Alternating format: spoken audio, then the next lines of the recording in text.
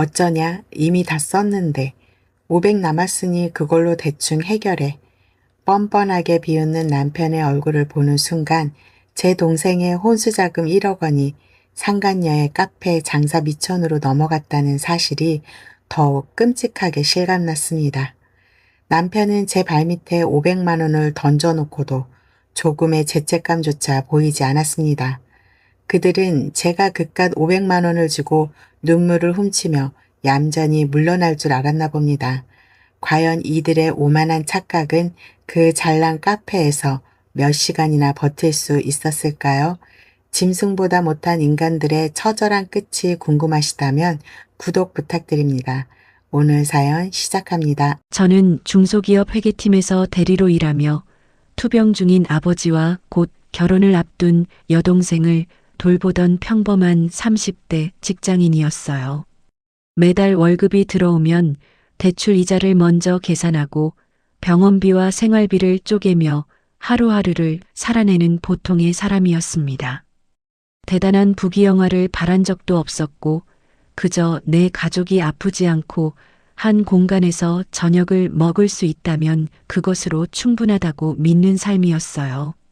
남편 민재와는 5년 전 회사 동료의 소개로 처음 만났습니다. 첫 데이트에 굽이 다른 낡은 구두를 신고 나와 멋쩍게 머리를 긁적이던 모습이 아직도 눈에 선합니다. 거칠애보다는 사람의 진심이 중요하다고 여겼기에 그 투박함이 오히려 좋았어요. 무엇보다 암 판정을 받고 병원에 누워 계시던 저희 아버지 병실을 주말마다 찾아와 주었습니다. 거친 손으로 사과를 깎아 아버지 입에 넣어드리고 소변통을 비우면서도 인상 한번 찌푸리지 않는 그 성실하고 다정한 모습에 저는 평생을 약속했었어요. 그런데 결혼 후 몇 년이 흐르면서 제가 알던 민재와는 다른 모습이 조금씩 보이기 시작했습니다. 굳건하다고 믿었던 제 가정의 믿음이 깨어지기 시작한 것은 아주 사소하고 미세한 어색함에서부터였어요. 약 냄새가 코끝을 찌르는 안병동 휴게실의 주말 오후였습니다. 창가 너머로 들어오는 햇살 아래 아버지의 앙상해진 손을 꼭 잡고 저는 짐짓 밝은 목소리를 냈어요. 아빠, 지연이 식장 예약은 거의 다 끝났어요. 민재 씨가 주말마다 피곤할 텐데도 꼬박꼬박 운전해준 덕분에 발품 덜 팔고 좋은 곳으로 잡았어요. 제 칭찬에 옆에 앉아있던 남편 민재는 종이컵에 담긴 따뜻한 물을 아버지께 조심스레 건넸습니다. 아유, 장인어른. 제가 맞사위인데 당연히 해야 할 일입니다. 지연이 결혼식 전까지 식사 잘하시고 기력만 회복하십시오. 남편은 특유의 사람 좋은 웃음을 지어 보였습니다. 아버지는 고맙다며 주름진 손으로 남편의 손등을 토닥이셨고 그 평화로운 풍경을 보며 저는 가슴을 쓸어내렸습니다. 아버지가 사위를 보며 편안해하시는 모습이 제겐 가장 큰 위안이었어요. 그런데 그 순간이었습니다. 남편의 시선이 자꾸만 허공을 겉돌고 있었어요. 늘 아버지의 눈을 맞추며 이야기하던 사람이 오늘따라 자꾸만 고개를 돌려 창밖을 보거나 자신의 바지 주머니를 힐끔거렸습니다. 주머니 속에서 짧게 울리는 핸드폰 진동에 흠칫 어깨를 떨기까지 했어요. 마치 누군가에게 들켜서는 안 될 비밀을 숨긴 사람처럼 초조해 보였습니다. 여보, 무슨 일 있어요? 회사에서 급한 연락이라도 온 거 아니에요? 제가 걱정스레 묻자 남편은 화들짝 놀라며 주머니에서 황급히 손을 뺐습니다. 아니야. 스팸 문자겠지. 신경 쓰지 마. 평소 차분하던 남편답지 않게 말끝이 미세하게 떨렸습니다. 손가락을 꼼지락거리는 불안한 행동도 평소와는 달랐어요. 하지만 저는 남편이 최근 회사 일로 스트레스를 받아 예민해진 것이려니 하고 넘겼습니다. 지금은 항암 치료로 힘들어 하시는 아버지의 안정을 챙기는 것이 최우선이었으니까요.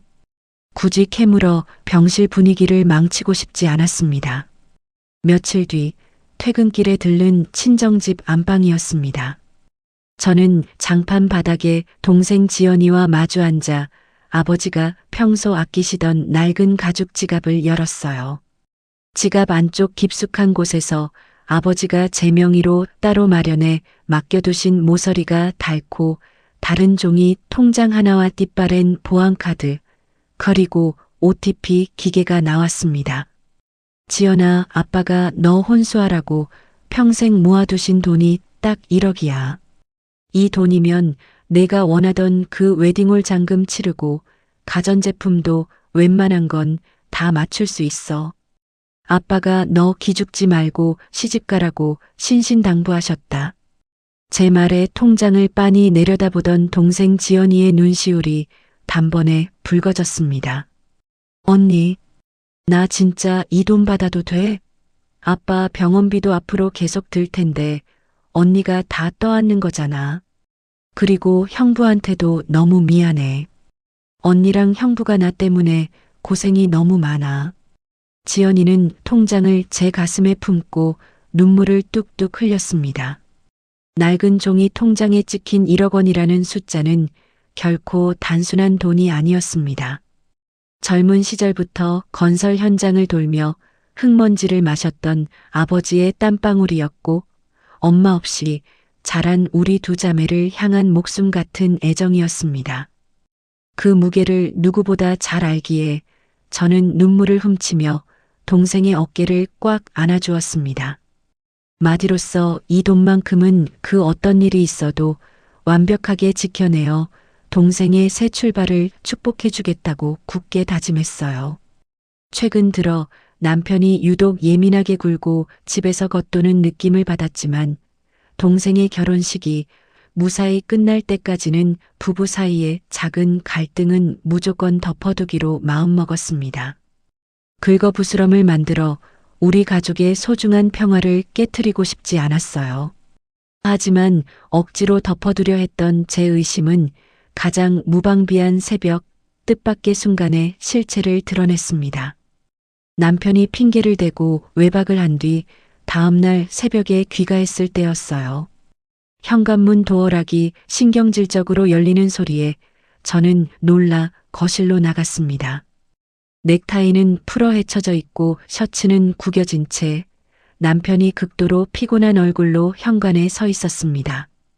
여보, 이제 와요? 야근이 많이 길어졌나 보네. 겉옷 이리 줘요. 구겨지겠다. 걸어둘게. 저는 남편을 챙기기 위해 다가가 그의 재킷을 조심스레 받아들었습니다. 재킷 주머니가 무언가로 불룩하기에 습관적으로 손을 넣었어요. 작년 결혼기념일에 제가 선물했던 짙은 갈색 가죽 차키 지갑이 손끝에 잡혔습니다. 제가 그 지갑을 꺼내드는 찰나였습니다. 아, 나 왜 남의 물건을 막 뒤지고 난리야.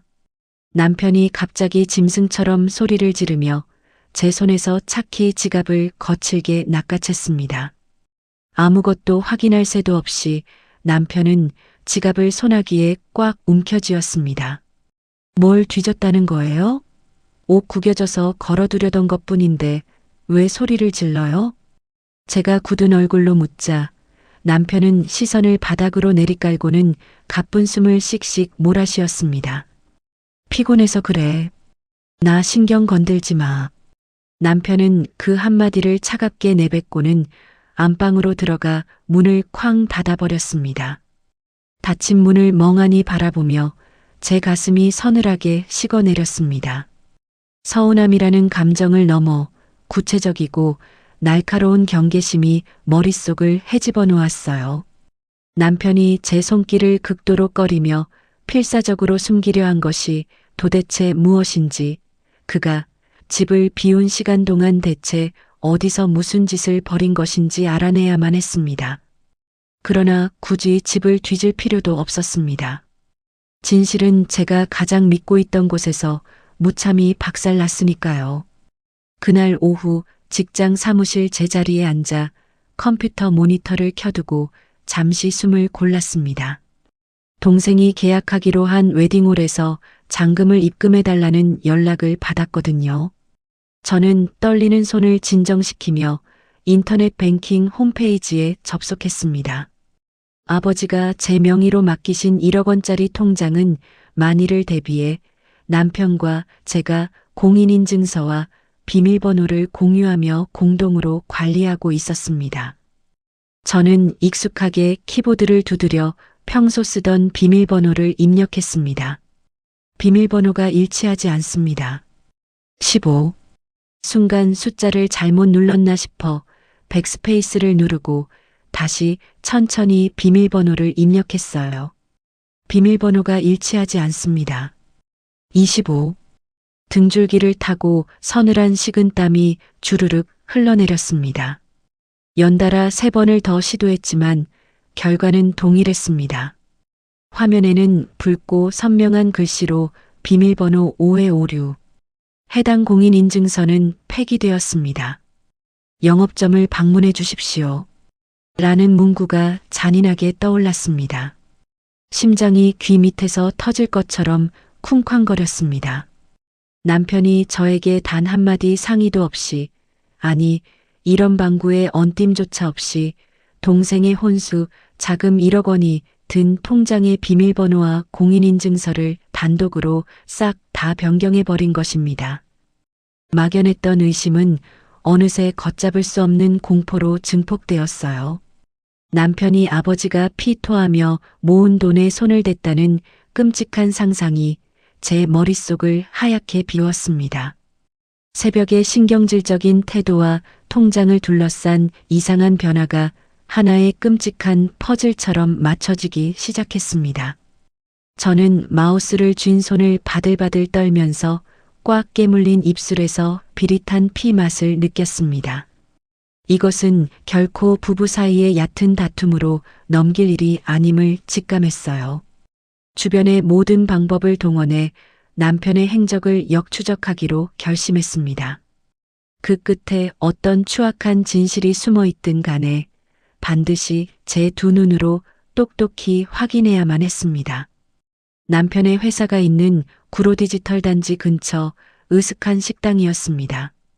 퇴근하자마자 저는 남편과 가장 친한 직장 동료인 태훈 씨를 다짜고짜 불러냈어요. 평소 저를 재수 씨라 부르며 넉살 좋게 굴던 태훈 씨는 제 굳은 얼굴을 보자마자 시선을 피하며 기본 안주로 나온 강냉이만 만지작거렸습니다. 태훈 씨, 민재 씨 요새 무슨 일 있죠? 우리 집 통장 비밀번호 싹 바뀐 거 태훈 씨는 알고 있어요? 제 단도직입적인 물음에 그는 마시던 소주를 뿜을 뻔하며 당황했어요. 저는 흔들림 없는 눈으로 그를 똑바로 쳐다보며 압박했습니다. 숨길 생각 마요. 회사에 무슨 금전 사고라도 친 건가요? 아니면 딴살림이라도 차린 건가요? 동생 혼수 자금 1억 원이 든 통장인데 손을 댔어요. 태훈 씨는 입술을 달싹거리며 제 눈치를 살피더니 이내 깊은 한숨을 내쉬며 고개를 푹 숙였습니다. 재수 씨 진짜 죄송합니다. 제가 진작에 말렸어야 했는데 사실 민재가 요새 만나는 여자가 있어요. 세라라고 그 여자가 이번에 신도시 쪽에 카페를 크게 하나 내는데 민재가 거기에 투자한다고 그 큰 돈을 다 끌어다 줬습니다. 태훈 씨의 그 떨리던 자백을 듣는 순간 제 머릿속이 새하얘졌습니다. 아버지가 피를 토하는 심정으로 평생 모은 동생의 혼수 자금이 남편의 상간녀가 카페를 차리는 장사 미천으로 고스란히 넘어갔다는 사실에 눈앞이 새하얘졌어요. 극심한 충격과 배신감이 온몸을 훑고 지나가자 역설적이게도 이성이 서늘하게 식으며 차가운 분노가 머릿속을 지배했습니다. 오늘 밤 당장 남편의 민낯을 까발리고 그 돈을 토해내게 만들어야 했어요. 자정이 훌쩍 넘어 집으로 돌아온 남편은 불 꺼진 거실 소파에 앉아 있는 저를 보고 흠칫 놀랐습니다. 저는 자리에서 일어나지도 않은 채 남편을 싸늘하게 올려다보았어요. 그 1억, 세라라는 여자 카페 차려주는 데 썼니? 제 입에서 상간녀의 이름이 튀어나오자 남편의 얼굴이 딱딱하게 굳어졌습니다. 무릎이라도 꿇고 변명할 줄 알았던 남편은 넥타이를 거칠게 풀어 소파에 던지며 픽하고 코웃음을 쳤어요. 그는 안주머니에서 두툼한 지갑을 꺼내더니 현금 다발 하나를 제 발밑으로 툭 던졌습니다. 어쩌냐 키읔 500 남았으니 그걸로 대충 해결해. 남편의 입꼬리가 비릿하게 말려 올라가 있었습니다. 동생의 일생일대 결혼식을 망치고 투병 중인 장인어른의 목숨 같은 돈을 훔친 인간의 얼굴에는 일말의 죄책감조차 보이지 않았어요. 아버지가 마련한 1억 원은 이미 세라에게 전부 넘겨놓고 자기 수중에 따로 있던 500만 원을 던져주면 제가 감지덕지하며 떨어져 나갈 것이라 착각하는 그 역겨운 오만함에 당장이라도 주방으로 달려가 멱살을 잡고 싶었습니다. 하지만 저는 꽉 쥔 주먹을 부들부들 떨면서도 섣불리 소리를 지르지 않았어요. 여기서 이성을 잃고 악을 써봤자 저 인간이 던진 500만 원마저 다시 챙겨 달아날 것이 뻔했습니다. 이미 넘어간 1억 원을 강제로 당장 빼앗아 올 방도가 없다는 참담한 현실이 제 발목을 잡았어요. 분노를 터뜨리는 대신 철저하게 전략을 바꿔야만 했습니다. 저는 입술 안쪽 살을 꽉 깨물며 끓어오르는 사리를 목구멍 깊숙이 삼켰습니다. 천천히 허리를 굽혀 바닥에 흩어진 500만 원을 주워들었어요. 그리고 고개를 푹 숙인 채 세상에서 가장 무기력하고 비굴한 아내의 목소리를 짜냈습니다. 어련하시겠어. 고맙다. 제 처절한 굴복 연기에 남편은 헛바람을 집어삼키며 만족스러운 미소를 지었습니다. 진작 그렇게 주제 파악을 할 것이지. 사람 피곤하게 만들고 있어. 남편은 제가 현실적인 힘의 차이에 완전히 무너졌다고 착각하며 방으로 들어갔습니다. 씻지도 않고 침대에 누운 남편이 이내 코를 골며 평화롭게 잠드는 소리가 들려왔어요. 어둠이 깔린 거실에 홀로 남아 닫힌 방문을 노려보며 저는 서늘한 복수의 칼날을 벼렸습니다. 뼈저린 굴욕감은 오히려 제 머리를 맑게 씻어주었어요. 남편과 세라의 관계가 어디까지 돈으로 얽혀 있는지 확인하고 그 틈을 이용할 방법을 찾아야 했습니다. 겉으로 드러나는 폭로전 대신 그 썩어빠진 동아줄을 내부에서부터 완벽하게 파괴할 은밀한 심리전을 시작해야 했습니다. 몇 시간 뒤 날이 밝자 저는 상간녀 세라가 오픈을 준비 중인 신장개업 카페 건너편 도로에 차를 세웠습니다. 운전석에는 제 오랜 친구이자 이혼 및 재산분할 전문 변호사인 윤진이가 앉아 있었어요. 통유리 너머로 인테리어 업자들에게 손가락질하며 거드름을 피우는 세라의 모습이 똑똑히 보였습니다. 윤진아, 저기가 우리 아빠 돈으로 차린 카페야. 내가 법적으로 도와줘야 할 일이 있어. 어떻게 할까? 당장 내용 증명부터 날리고 상간녀 위자료 청구 소송 들어갈까? 아니, 그것보다 더 빠르고 잔인한 방법이 필요해. 저 여자는 민재를 사랑하는 게 아니야. 돈을 사랑하는 거지. 저는 윤진이에게 남편의 재정 상태가 심각하게 흔들리고 있는 것처럼 보일 수 있도록 채무와 자금 위험 요소를 정리한 사적인 자료를 만들어 달라고 부탁했습니다. 실제 법원이나 수사기관이 작성한 문서처럼 꾸미는 것은 아니었습니다. 세라가 우연히 보게 된다면 남편에게 더는 돈이 없다고 믿게 만들 정도의 자료면 충분했어요. 공문서처럼 보이게 만들면 안 돼. 사실이 아닌 내용을 법적 서류인 것처럼 꾸미는 것도 안 되고 내가 말한 설정을 개인 메모 형태로 정리해주는 데까지만 할게. 윤진이는 분명하게 선을 그은 뒤 제가 요청한 범위에서만 계획에 동참해 주었습니다. 든든한 조력자의 확답을 받자 막연했던 복수 계획이 조금씩 구체적인 형태를 갖추기 시작했어요.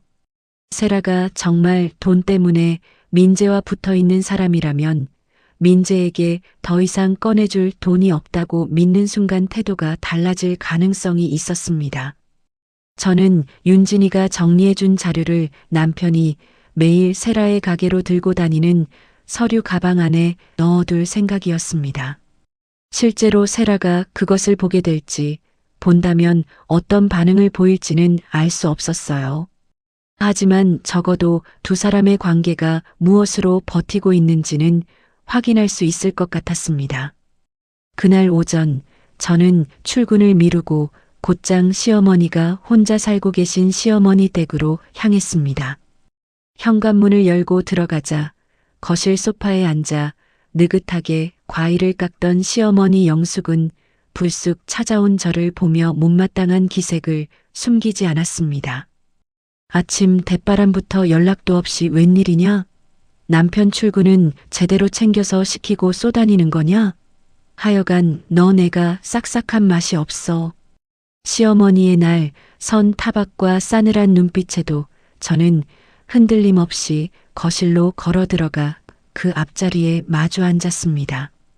테이블 위에 놓인 찻잔을 천천히 손끝으로 매만지며 저는 아주 차분한 목소리로 말문을 열었습니다. 어머니, 혹시 민재 씨 옷에 무슨 큰 빚 졌어요? 집에 돈줄이 꽉 막히고 매일 밤마다 누군가한테 쫓기는 사람처럼 불안해해서요. 제 단도직입적인 물음에 사과 껍질을 깎던 시어머니의 손이 공중에서 멈칫했습니다. 어머니는 시선을 슬그머니 피하며 들고 있던 과도마저 탁 소리나게 내려놓으셨습니다. 무슨 빚? 민재가 요즘 돈이 좀 필요하다는 소리는 했어도 빚졌다는 얘기는 못 들었다. 남자가 밖에서 큰일하다 보면 돈 좀 쓸 수도 있는 거지. 그깟 돈 가지고 며느리가 돼서 쪼잔하게 굴어. 애 기죽이지 말고 모른 척 넘어가. 그 뻔뻔하고 당당한 대답에 저는 헛웃음을 꾹 삼켰습니다. 적어도 남편이 밖에서 수상하게 큰 돈을 쓰고 있다는 사실을 시어머니가 어느 정도 알고 있으면서도 모른 척 해왔다는 건 분명해 보였습니다. 알면서도 며느리인 저를 기만하고 아들을 완벽하게 보호하기 위해 제 눈과 귀를 가리며 철저한 방관자로 살아온 구역질 나는 진실에 억장이 무너져 내렸습니다.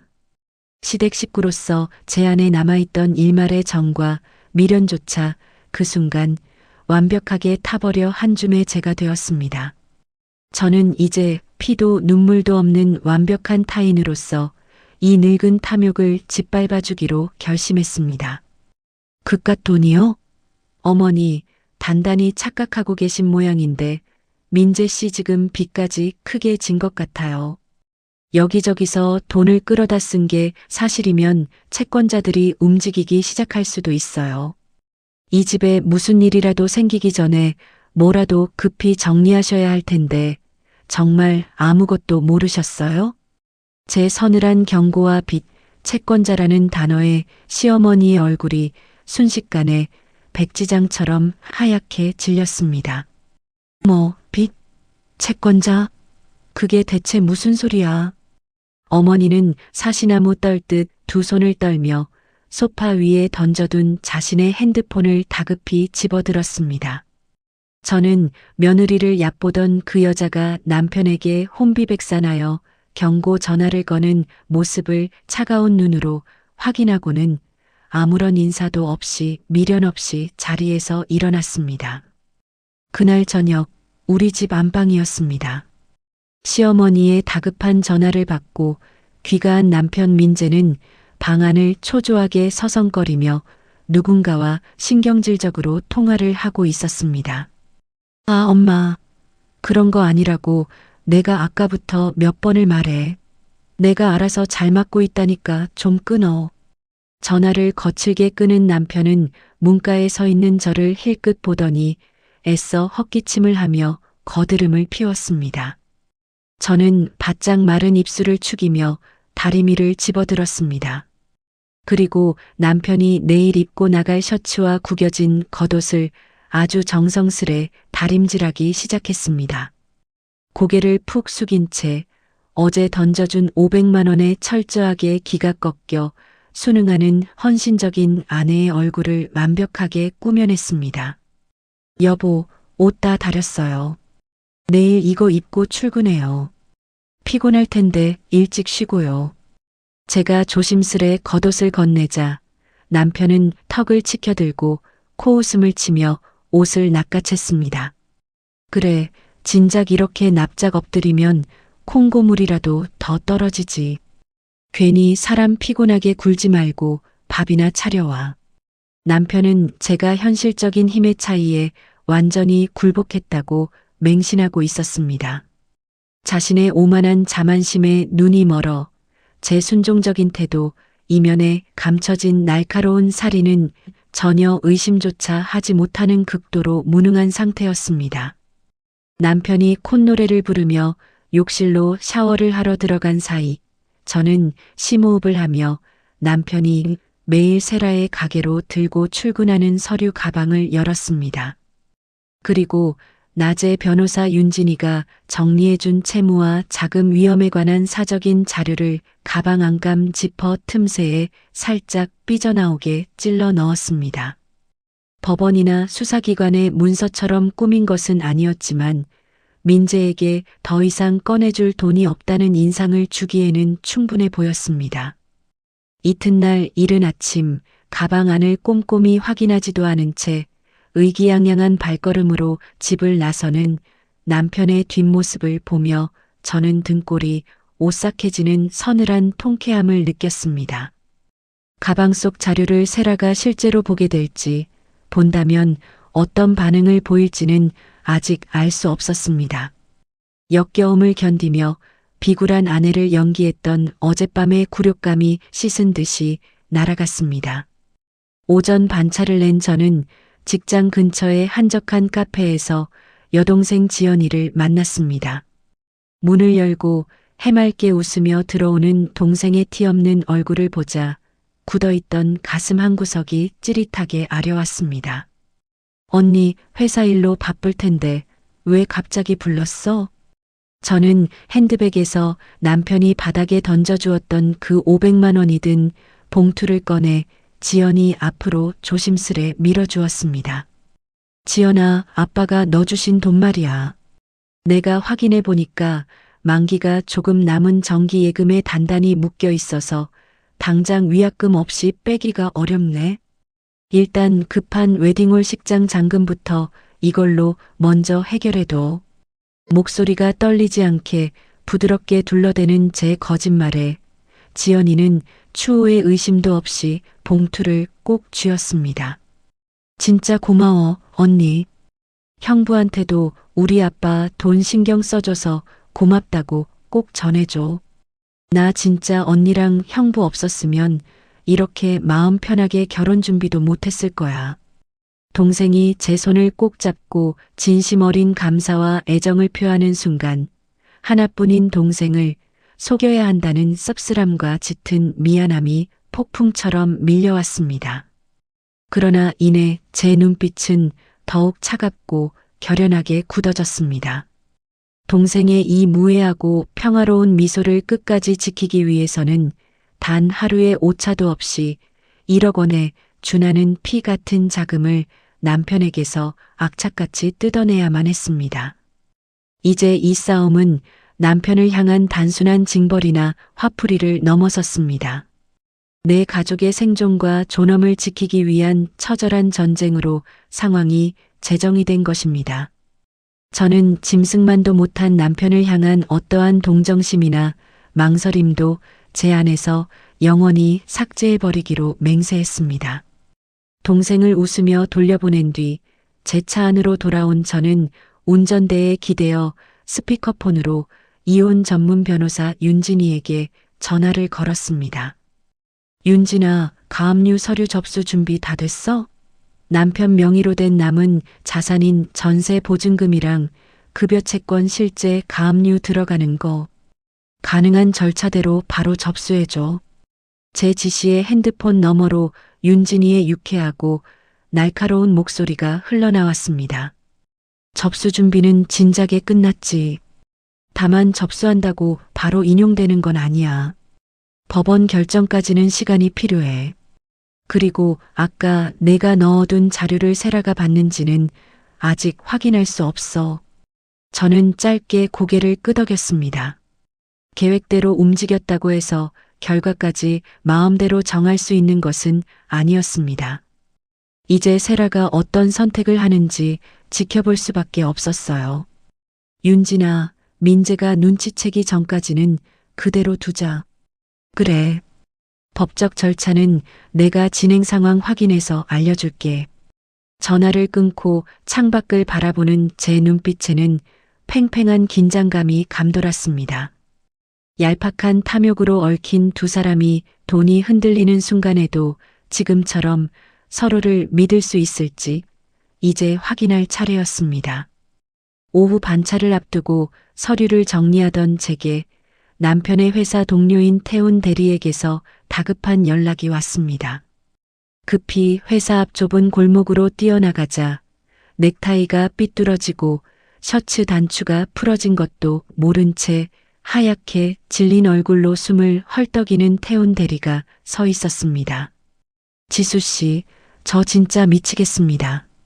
오늘 아침부터 민재 대리가 부서 사람들한테 미친 듯이 전화를 돌리면서 돈을 꿔달라고 난동을 부리고 있어요. 태운 대리는 지나가는 사람들의 눈치를 살피며 제게 바짝 다가와 목소리를 낮췄습니다. 그 세라라는 여자가 오늘 당장 카페 인테리어 잔금을 치르지 않으면 위약금 물고 계약이 다 날아간다고 울고불고 난리를 쳤답니다. 민재 대리, 지금 자기 마이너스 통장 한도까지 꽉 채우고 재산금융권 대출까지 알아보면서 영혼까지 끌어모아 그 여자한테 송금하려고 해요. 제가 옆에서 뜯어말려도 아예 듣지를 않습니다. 회사 복도에서 저를 밀치기까지 했어요.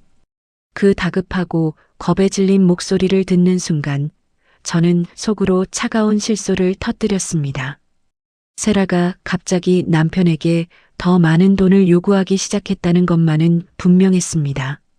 가방 속 자료를 실제로 본 것인지 다른 이유가 있는지는 알 수 없었지만 돈이 흔들리자 두 사람 사이에도 변화가 생기기 시작한 것 같았습니다. 그리고 자만심에 눈이 먼 남편은 세라의 말을 신의 계시라도 되는 양 맹신하며 자신의 마지막 동아줄마저 스스로 목에 감아버리려 하고 있었습니다. 태운 대리님, 더 이상 말리지 마세요. 네. 하지만 이러다 민재 대리 진짜 신용불량자 됩니다. 이대로 두면 안 돼요. 어차피 제가 말려도 들을 사람 아니에요. 알아서 바닥까지 파고들게 두세요. 저는 흔들림 없는 눈빛으로 단호하게 잘라 말했습니다.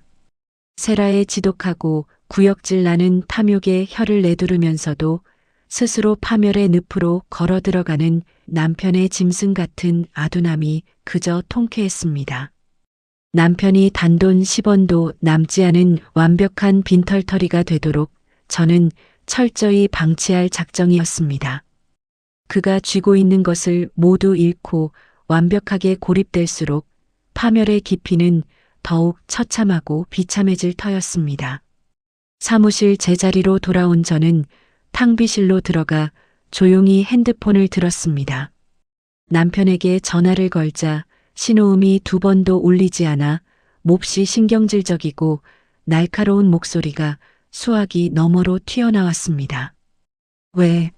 나 지금 피 말리게 바빠.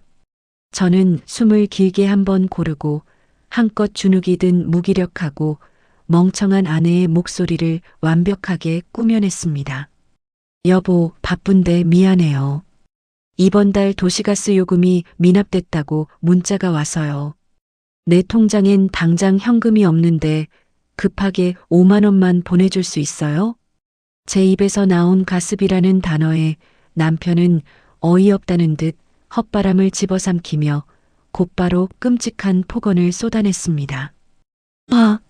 내가 지금 억 단위가 오가는 거대한 사업을 세팅 중인데 고작 가스비 5만 원 때문에 사람한테 전화를 질질 해대? 내가 알아서 주변에 빌리든 굶든 당장 알아서 해결해. 다시는 이딴 푼돈으로 내 귀찮게 하지 마. 뚜 남편은 제 대답을 듣지도 않고 일방적으로 전화를 끊어버렸습니다.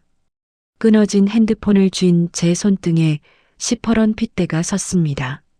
그는 세라의 말을 완벽한 사랑이자 자신의 찬란한 황금빛 미래로 굳게 믿고 있었습니다. 자신을 걱정하고 챙기려는 아내와의 관계나 가정의 최소한의 경제 방어선 따위는 이미 그의 머릿속에 존재하지 않았습니다.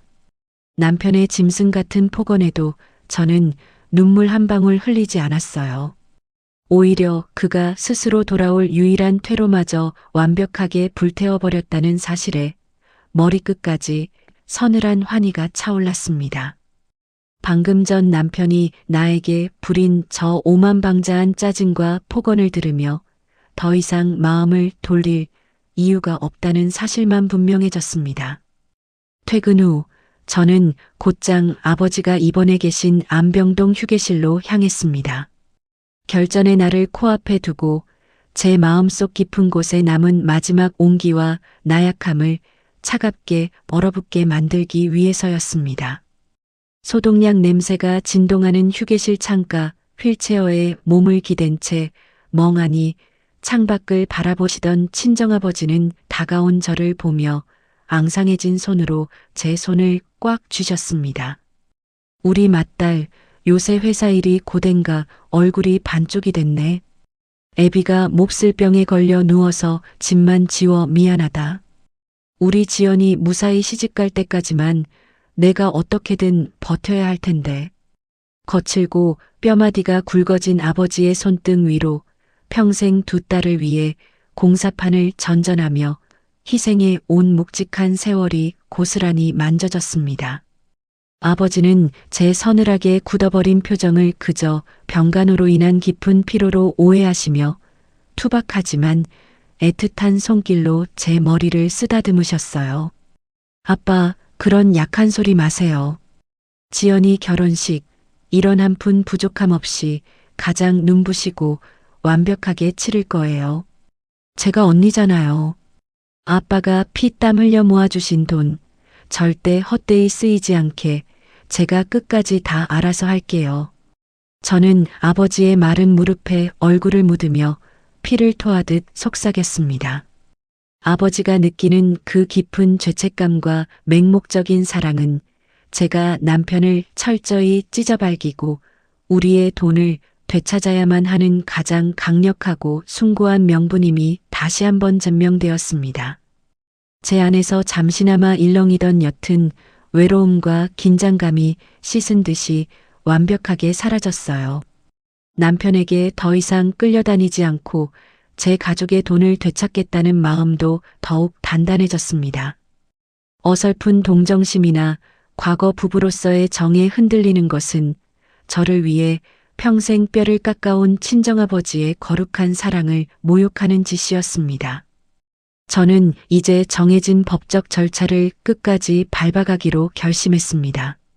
자정이 훌쩍 넘은 시각, 남편이 안방에서 코를 골며 평화롭게 잠든 우리 집 거실이었습니다. 저는 불 꺼진 거실 소파에 똑바로 기대어 앉아 어둠 속에서 핸드폰 화면만 뚫어져라 쳐다보았어요.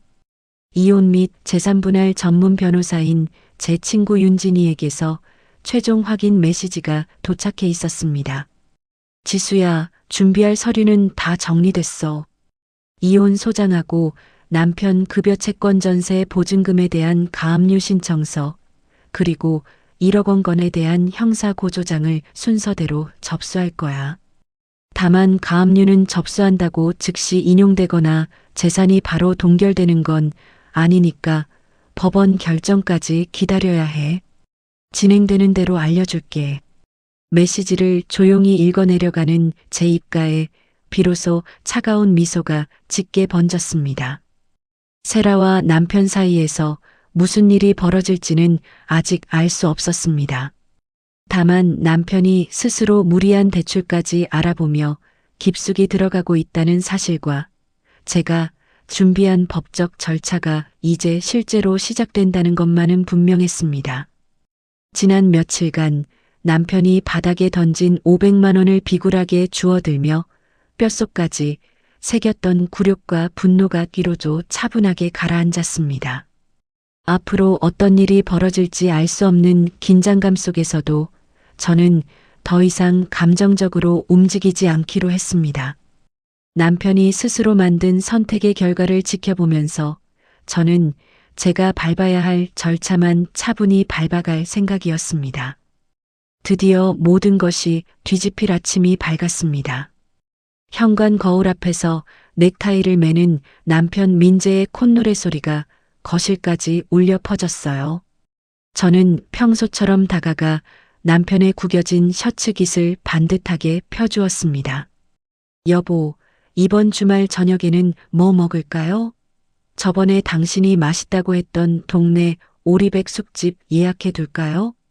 제 말에 남편은 거울 속 자신의 얼굴을 이리저리 비춰보며 피식 코웃음을 쳤습니다. 주말? 나 당분간 엄청 바쁠 거야.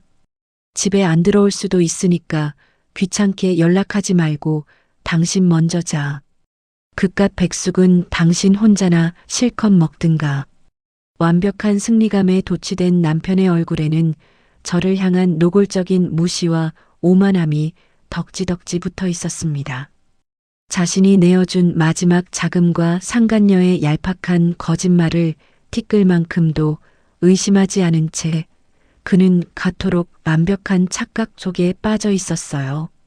저는 속에서 울컥 치밀어 오르는 역겨움을 꾹 눌러 삼키며 얌전히 고개를 끄덕였습니다. 남편은 자신의 선택이 어떤 결과를 불러올지도 모른 채 여전히 거만한 얼굴로 집을 나설 준비를 하고 있었습니다. 다녀올게. 남편이 현관문을 열고 나서는 순간 제 입가에 맴돌던 비굴한 미소는 차갑게 굳어버렸습니다. 저는 도어락이 잠기는 소리를 확인하자마자 안방으로 들어가 미리 싸두었던 캐리어를 끌고 나왔어요.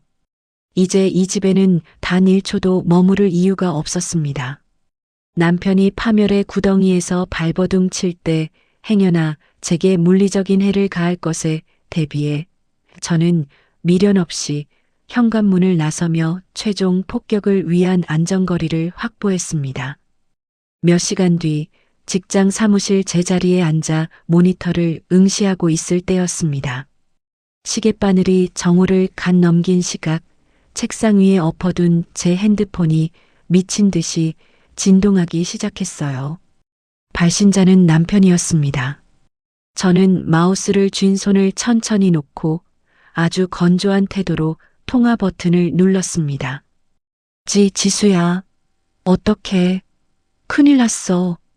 수화기 너머로 들려오는 남편의 목소리는 완전히 이성을 잃은 짐승의 울부짖음 그 자체였습니다. 왜 소리를 질러요? 무슨 일인데요? 세라가 없어. 가게가 텅 비었다고.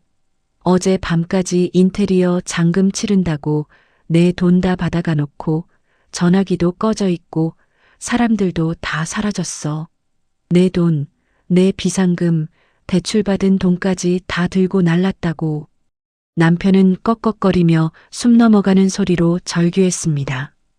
세라가 왜 갑자기 자취를 감췄는지는 아직 확인할 수 없었습니다. 다만 남편의 가방에 넣어둔 자료와 그 직후 시작된 돈 요구가 아무런 관련도 없다고 단정할 수도 없었어요. 확실한 것은 세라가 남편에게서 돈을 받아낸 뒤 연락을 끊었다는 사실뿐이었습니다. 남편은 이제 단돈 1원도 남지 않은 빚더미에 홀로 고립되었다는 명백한 사실을 스스로 실토하고 있었어요. 그 처절한 비명을 듣는 순간 지난 며칠간 제 목을 옥죄어 오던 팽팽한 긴장감과 체증이 단번에 씻겨 내려갔습니다. 온몸의 솜털이 쭈뼛 만큼 폭발적인 카타르시스와 서늘한 통쾌함이 밀려왔어요. 지수야, 나 어떡하냐? 어떻게, 어쩌긴요. 당신 입으로 그랬잖아. 엄청 바쁠 테니까 연락하지 말라고. 저는 다급하게 저를 찾는 남편의 절규를 차갑게 끊어버리고 통화 종료 버튼을 눌렀습니다. 그리고 대기 중이던 변호사 윤진이에게 메시지를 보냈어요. 준비한 것들 접수해줘.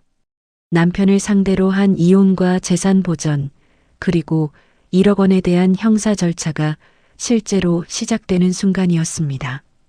그로부터 1시간 뒤 제 사무실 근처 인적이 드문 낡은 카페였습니다. 문이 부서지라 열리며 사색이 된 남편이 뛰어들어왔습니다. 땀에 절어 셔츠는 들러붙어 있었고 눈동자는 초점을 잃고 미친 듯이 흔들리고 있었어요. 남편은 저를 발견하자마자 헐레벌떡 테이블로 다가와 양손으로 제 손을 덥석 잡으려 했습니다. 저는 차갑게 그 손을 뿌리치며 테이블 위로 서류 봉투를 던졌습니다. 이게 다 뭐야? 남편의 덜덜 떨리는 손이 서류들을 하나씩 펼쳤습니다. 이혼 소장 사본과 남편 명의의 급여 채권 및 전세 보증금에 대한 가압류 신청 서류, 그리고 1억 원을 빼돌린 일에 대한 형사 고소장 사본이 나란히 바닥을 드러냈습니다. 아직 법원의 판단이 내려진 것은 아니었지만 서류들을 확인한 남편의 눈이 튀어나올 듯 커졌습니다. 그는 그제야 제가 자신이 던져준 500만 원에 굴복한 멍청한 아내가 아니었음을, 이미 이혼과 돈을 되찾기 위한 절차를 준비하고 있었음을 깨달았습니다. 털썩? 남편은 주변의 시선조차 아랑곳하지 않고 카페 바닥에 무릎을 꿇었습니다. 지수야, 제발. 내가 미쳤었어. 내가 다 잘못했어. 하지만 지금은 세라 그년 잡는 게 먼저잖아. 일단 가압류랑 고소 좀 취하해줘. 그리고 그년 잡게 변호사 비용만 좀 꺼주라. 내가 그 돈 찾으면 내 동생 돈부터 무조건 갚을게. 남편은 제 바지춤을 붙잡고 콧물까지 흘리며 비굴하게 매달렸습니다. 가장 믿었던 상간녀에게 뒤통수를 맞고 전 재산을 날린 그 참담한 충격 속에서도 남편은 자신의 원죄를 반성하기는커녕 끝까지 제 돈을 빌려 제 안위만 챙기려 하고 있었습니다. 한때 이 남자를 가족으로 믿고 의지했던 제 자신에 대한 일말의 자책과 동정심마저 완벽하게 소멸하는 순간이었습니다. 제 안에는 이제 이 구제불능의 이기주의자를 향한 철저한 혐오와 경멸만이 남았습니다. 저는 바닥에 엎드린 남편을 벌레 보듯 차갑게 내려다보며 구두굽으로 바닥을 딱 소리나게 짚었습니다. 착각하지 마. 넌 상간녀한테 돈 뜯긴 불쌍한 사기 피해자가 아니라 내 동생 혼수 훔쳐간 더러운 도둑놈이고 피의자야. 앞으로 나한테 징징댈 말 있으면 변호사 통해서 법원에서 해. 저는 남편의 애원을 가차없이 짓밟고 차갑게 몸을 돌려 카페를 빠져나왔습니다. 뒤에서 남편이 짐승처럼 울부짖으며 바닥을 뒹구는 소리가 들렸지만 단 한 번도 뒤돌아보지 않았습니다. 그 길로 저는 변호사 윤진이의 사무실로 향했습니다. 푹신한 소파에 마주 앉은 윤진이는 컴퓨터 모니터를 확인하며 현재 진행 상황을 설명해 주었습니다. 지수야, 이혼 소장이랑 가압류 신청서는 정상적으로 접수됐어. 1억 원 건 고소장도 경찰에 접수했고, 가압류는 이제 법원 결정을 기다려야 해. 인용 결정이 나오면 그 다음 절차를 바로 밟자. 윤진이의 깔끔한 설명을 들으며 저는 비로소 깊은 안도의 한숨을 내쉬었습니다. 눈앞의 적을 잔인하게 짓밟았다는 통쾌한 들뜸은 이미 서서히 가라앉고 있었습니다. 대신 그 자리에 잃어버린 동생의 1억 원을 되찾기 위한 현실적인 절차가 드디어 시작됐다는 든든함이 차올랐습니다. 아직 결과가 나온 것은 아니었지만 이제 감정이 아니라 법적인 절차로 남편에게 책임을 물을 수 있었습니다. 하지만 싸움이 완전히 끝난 것은 아니었어요. 빈털터리가 된 아들의 꼴을 본 시어머니 영숙이 미쳐 날뛰며 방해 공작을 펼칠 것이 뻔했습니다. 저는 흐트러진 옷매무새를 다잡으며 굳게 결심했습니다. 시댁이나 외부에서 우리 가족을 흔들려는 그 어떤 수작도 원천 차단하고 투병 중인 아버지와 동생의 평온을 지키기 위한 강철 같은 방어벽을 세우는데 제 남은 모든 에너지를 쏟아붓기로 말입니다. 며칠 뒤 법원에서 급여 채권과 전세 보증금에 대한 가압류 인용 결정이 나온 뒤 친구의 빈 오피스텔에 임시 거처를 마련하고 짐을 풀고 있을 때였어요. 테이블 위에 올려둔 핸드폰 화면에 시어머니의 이름이 쉴 새 없이 번쩍거렸습니다. 남편의 나락을 확인한 시댁에서 어떤 태도로 나올지 뻔히 짐작이 갔지만 저는 피하지 않고 통화 버튼을 눌렀습니다. 너 인연, 내가 감히 내 아들 급여랑 전세금까지 묶어버려? 당장 고소 취하 못해. 전화가 연결되자마자 고막을 찢을 듯한 시어머니의 악다구니가 쏟아졌어요. 내가 아주 독을 품고 내 아들 길거리에 나앉게 만들 작정이구나. 부부 싸움 좀 한 거 가지고 사람 숨통을 이렇게 조이는 법이 어딨어. 남자가 살다 보면 사기 좀 당할 수도 있는 거지. 당장 내가 돈 융통해서 애 빚부터 갚아놔. 시어머니는 아들의 불륜과 제 친정 돈을 빼돌린 일은 완벽하게 덮어둔 채 오직 며느리인 저를 원망하고 헐뜯는데 혈안이 되어 있었습니다. 진실에 대한 부끄러움이나 도의적인 책임감은 티끌만큼도 찾아볼 수 없었어요. 그저 당장 자신들에게 닥칠 경제적 피해와 가난만을 극도로 두려워하며 제게 돈을 내놓으라 윽박지르고 있었습니다. 그 뻔뻔한 고함을 듣는 순간 제 마음속에 남아있던 분노마저 차갑게 식어버리며 완벽한 환멸만이 남았습니다. 동시에 이 징그러운 시댁과의 끈이 이제야 영구적으로 끊어졌다는 짜릿한 해방감이 전신을 감돌았어요. 어머니, 그 잘난 아들 빚은 어머니가 적금께서 직접 갚으세요. 그리고 다시는 저한테 연락하지 마십시오. 한 번만 더 찾아오거나 전화하시면 어머니도 스토킹과 협박으로 같이 고소하겠습니다. 저는 덜덜 떨리는 시어머니의 숨소리를 차갑게 끊어버리고 곧바로 번호를 차단해 시댁과의 모든 연결고리를 부숴버렸습니다. 다음 날 점심시간 제 직장 근처 식당으로 남편의 회사 동료인 태훈 대리님이 조심스럽게 찾아왔어요. 며칠 전 넥타이를 풀어 헤치고 헐떡이던 모습보다 훨씬 더 어둡고 무거운 얼굴이었습니다. 지수 대리님, 법원에서 보낸 급여 채권 가압류 결정문이 어제 회사로 날아왔습니다. 인사팀이랑 재무팀은 당연히 발칵 뒤집혔고요.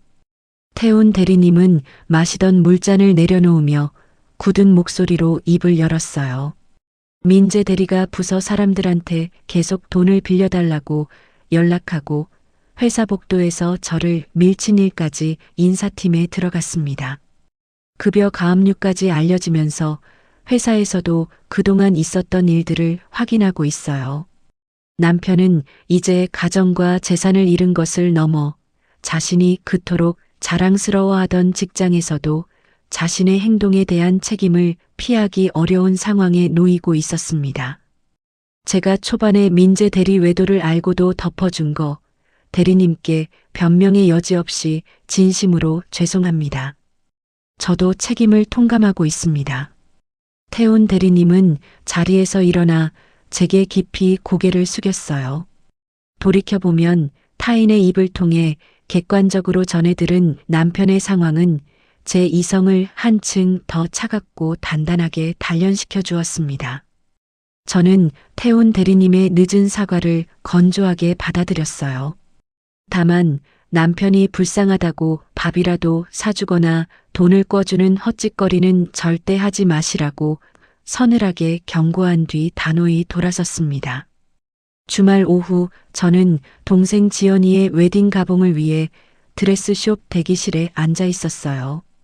화려한 조명 아래 눈부시게 하얀 드레스를 입은 지연이가 환하게 웃으며 커튼을 열고 나왔습니다. 언니, 나 어때? 예뻐?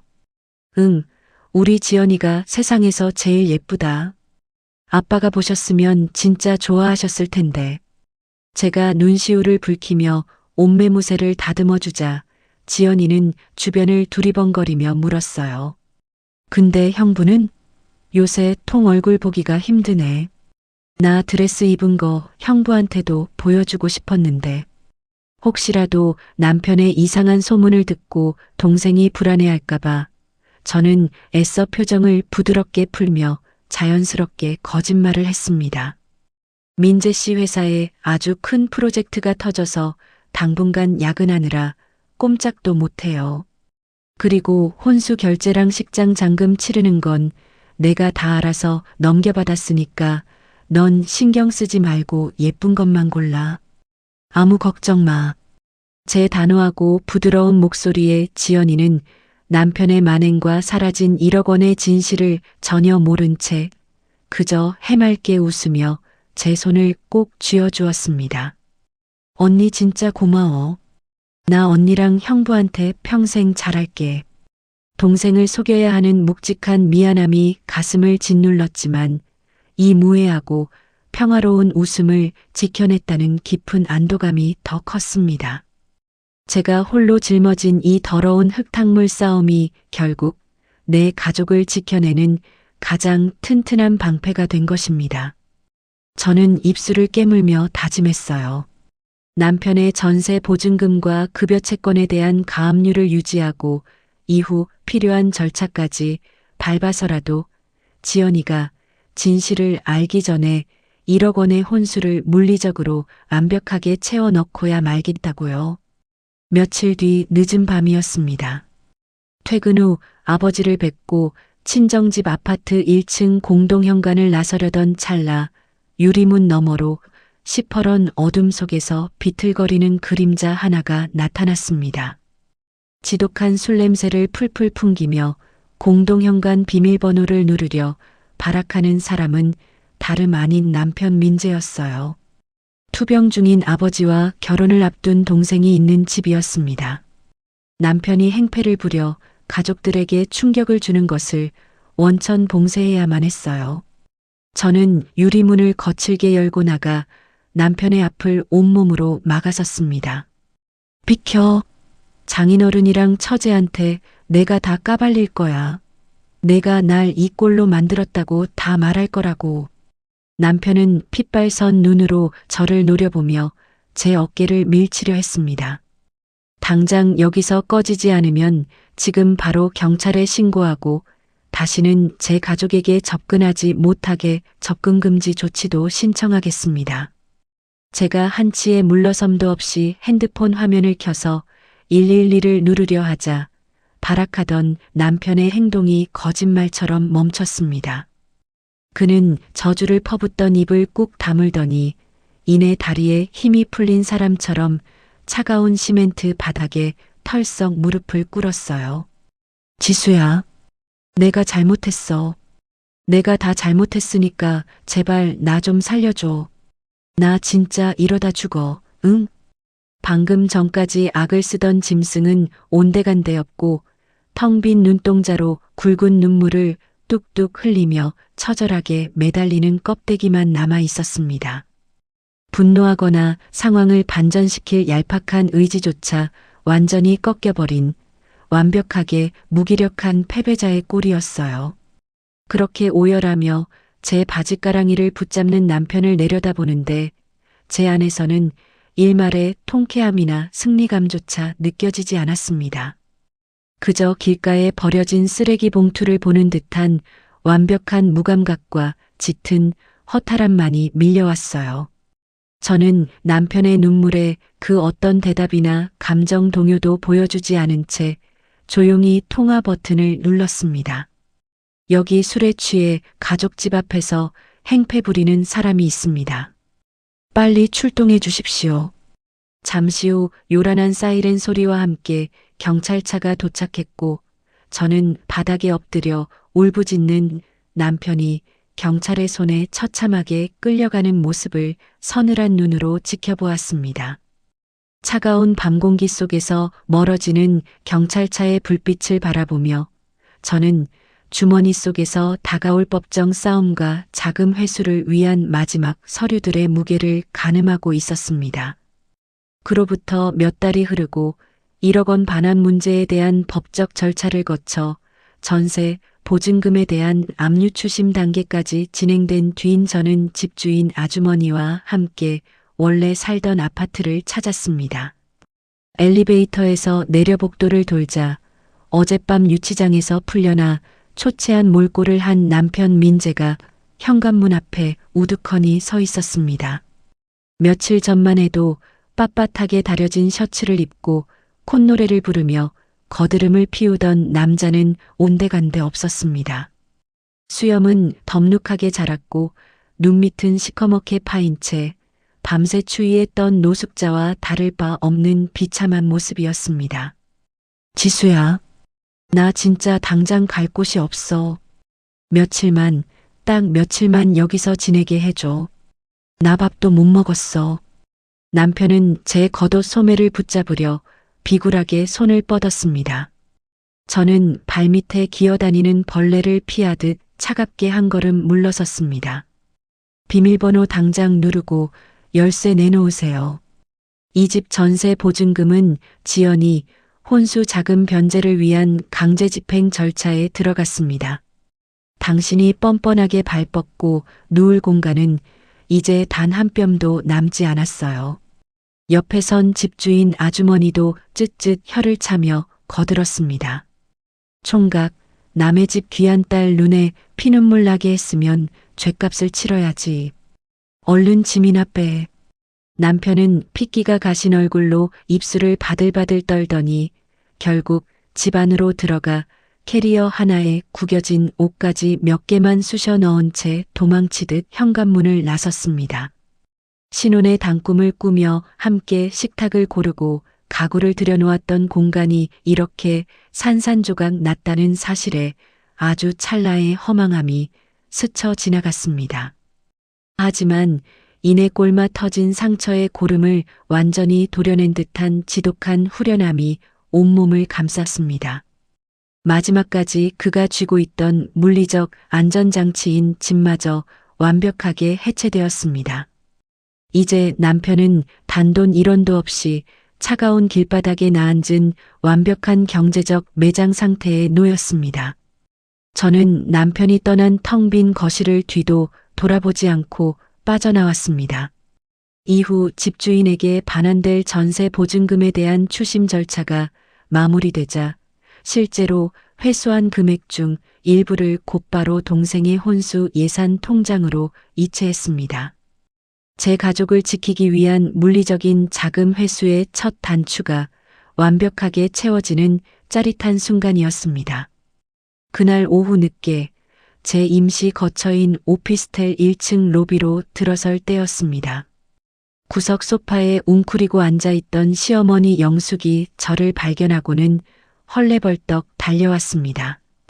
며칠 전 전화로 제게 당장 빚을 갚아달라며 악다구니를 쓰던 기세는 사라지고 잔뜩 겁을 먹어 파리해진 얼굴이었습니다. 평소 자랑하시던 명품 스카프도 두르지 않은 낡은 카디건 차림이었습니다. 지수야, 민재가 고시원 갈 돈도 없어서 내 집으로 쳐들어왔다. 애가 밥도 못 먹고 허구한 날 술만 마시면서 중내 사내해. 내가 독하게 구니까 애가 저러다 진짜 큰일 나겠다. 내가 정말 일이 이렇게 커질 줄 몰랐어. 시어머니는 제 손을 잡으려 애쓰며 가식적인 눈물을 쥐어짰습니다. 아들의 비참한 처지 앞에서는 그 어떤 힘도 쓰지 못하고 무너져 내리는 늙은 방관자의 모습이 한없이 역겨웠습니다.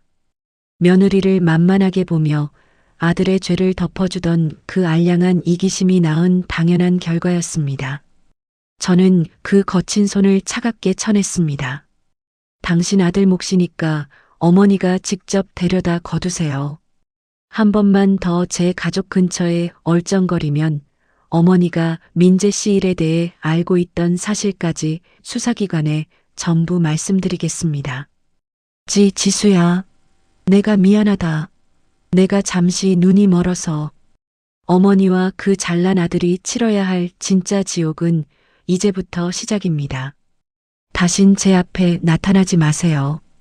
저는 시어머니의 뒤늦은 사과와 비굴한 애원을 매몰차게 묵살하고 엘리베이터에 올랐습니다. 방관자가 흘리는 가식적인 눈물 따위에 내어줄 동정심은 없었습니다. 그날부로 시댁과 연결된 모든 연락망을 완전히 폐쇄하고 완벽한 단절을 선언했습니다. 다음 날 오전 저는 1억 원 자금 유용 사건의 고소인 자격으로 경찰서 경제팀을 찾았습니다. 담당 수사관에게 남편이 제 명의 계좌에서 돈을 빼내 세라에게 넘긴 정황 증거와 추가 금융 서류를 제출하기 위해서였습니다. 경제팀 조사실 복도를 걷던 중 방금 피의자 조사를 마치고 나오던 남편과 정면으로 마주쳤습니다. 수갑은 차지 않았지만 경찰 조사를 받은 그의 얼굴은 잿빛으로 죽어 있었습니다. 지수야. 남편이 다급하게 저를 불러 세웠습니다. 나 진짜 세라한테 돈 다 뺏긴 불쌍한 피해자야. 수사관도 내 사정 듣고 딱하다고 했어. 그러니까 제발 고소 좀 취하해줘. 내가 합의서만 써주면 내가 평생 막노동을 해서라도. 착각하지 마세요. 어설픈 선처나 합의는 절대 없습니다. 형사처벌 끝나면 민사상 손해배상까지 걸어서 당신 피 말려 죽일 겁니다. 제 얼음장 같은 대답에 남편의 눈빛이 돌변했습니다. 불쌍한 피해자 행세를 하던 가면이 벗겨지고 짐승 같은 이기적인 본성이 튀어나왔습니다. 부부끼리 돈 좀 쓴 거 가지고 어떻게 남편을 감옥까지 보내려 해. 내가 그러고도 사람이야. 남편은 경찰서 복도 바닥을 구르며 악을 썼습니다. 자기가 동생의 혼수 1억 원을 훔친 원죄는 끝까지 인정하지 않고 오직 자신을 배신한 세라 탐만 일삼는 구제불능의 범죄자일 뿐이었습니다. 제 가슴 한구석에 찌꺼기처럼 남아있던 신락 같은 씁쓸함조차 완벽하게 증발했습니다. 그저 발밑에 악취나는 쓰레기를 치우는 듯한 서늘한 이성적 냉혹함만이 남았습니다. 저는 바닥에서 발악하는 남편을 가볍게 무시하고 담당 수사관의 자리로 걸어갔습니다. 그리고 남은 정황 증거들을 빠짐없이 제출하며 엄정하게 수사해달라는 뜻을 분명히 전달했습니다. 주말 오후 쏟아지는 햇살을 맞으며 저는 동생 지연이와 함께 강남의 고급 가구점 안에 서 있었습니다. 남편의 전세금과 급여 채권에 대한 집행 절차를 거쳐 실제로 차곡차곡 회수한 돈으로 동생의 혼수 준비를 차질 없이 진행하고 있었습니다. 언니, 이거 원목 침대 너무 비싼 거 아니야? 진짜 이렇게 좋은 거 사도 돼? 나 때문에 무리하는 거 아니지? 지연이는 푹신한 매트리스를 만지작거리며 연신 미안한 기색을 내비쳤습니다. 저는 지연이의 등을 부드럽게 토닥였습니다. 예산 넉넉하니까 가격표 보지 말고 제일 마음에 드는 걸로 골라. 우리 지연이 시집 가는데 맏언니가 이 정도 든든한 지원군 역할도 못할까봐. 제 말에 지연이는 깊은 신뢰와 사랑이 가득 담긴 환한 미소를 지어 보였습니다. 그 무해하고 맑은 웃음을 보는 순간 전쟁 같았던 지난 시간의 고단함과 흙탕물 냄새가 눈 녹듯 완벽하게 사라졌습니다. 남편을 향한 피 말리는 복수의 진짜 의미는 그 쓰레기 같은 인간을 파멸시키는 것을 넘어 내 하나뿐인 동생의 가장 눈부신 순간을 온전히 지켜내는 것이었습니다.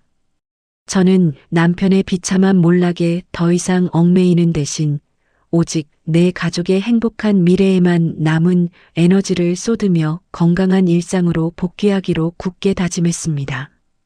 지연이의 밝은 얼굴을 보며 조용히 웃음 짓던 그때 제 핸드폰이 짧은 진동과 함께 알림을 울렸습니다. 이혼 소송의 선고 기일이 정해졌다는 법원 알림이었습니다. 가정법원 주차장에 홀로 남겨진 제 차 안은 지독하게 고요했습니다. 완벽한 승소 판결을 축하하며 밥이라도 먹고 가자는 변호사 윤진이의 등을 떠밀어 보낸 직후였어요. 조수석에는 붉은 도장이 선명하게 찍힌 이혼 판결문과 남편의 형사사건 진행 상황을 정리한 윤진이의 서류가 툭 던져져 있었습니다. 시동이 꺼진 차 안에서 저는 핸들에 이마를 기댔습니다. 남편의 재산에 대한 집행 절차를 밟아 동생의 혼수 자금을 되찾고 이혼 판결까지 받아냈지만 왜인지 가슴 한구석에 거대한 구멍이 뚫린 것 같았습니다. 남편의 사기극이 까발려진 지난 몇 달은 피말리는 전쟁이었지만 그 인간과 함께했던 지난 4년은 온전히 제 20대 후반과 30대 초반을 바친 신뢰의 시간이기도 했습니다. 그 찬란했던 젊은 날의 시간들이 한낱 추악한 기만 속으로 흔적도 없이 증발해 버렸다는 뼈아픈 현실이 이제야 날카롭게 살갗을 파고들었어요. 결국 이렇게 끝나는구나. 짓눌렀던 짐을 벗어던진 통쾌함 이면으로 잃어버린 세월에 대한 짙은 허탈함과 공허함이 거대한 파도처럼 밀려왔습니다. 저는 그 밀려오는 공허함을 억지로 강한 척 부정하지 않았습니다. 대신 핸들을 부여잡고 소리내어 엉엉 울었습니다. 배신당한 억울함 때문이 아니라 치열하게 버텨온 제 자신에 대한 위로의 눈물이었습니다. 차 안을 가득 채우던 울음소리가 잦아들 즈음 제 안에 엉겨붙어 있던 마지막 찌꺼기 같은 감정들도 깨끗하게 씻겨 내려갔습니다. 저는 퉁퉁 부은 눈을 비비고 비로소 내일을 향해 자동차 시동을 걸었습니다. 며칠 뒤 저는 안병동 특실에 앉아 있었습니다. 다행히 수술 경과가 좋아 회복세에 접어드신 친정아버지와 마주 앉아 사과를 깎는 중이었어요. 아빠, 지연이 신혼여행 가서 잘 도착했다고 방금 사진 왔어요. 예쁘죠? 핸드폰 화면을 내밀자 아버지는 환하게 웃으시며 화면을 쓰다듬으셨습니다.